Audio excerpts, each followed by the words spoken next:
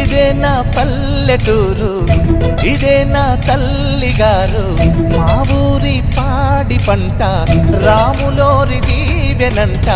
తల్లి గోదావరి నీళ్ళు కడిగ సీతమ్మ పాదాలు. ఊరంతా హాయ్ హాయ్ హాయ్, మనసంతా హాయ్ హాయ్ హాయ్.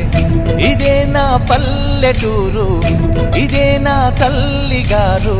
మా ఊరి పాడి పంట రాములో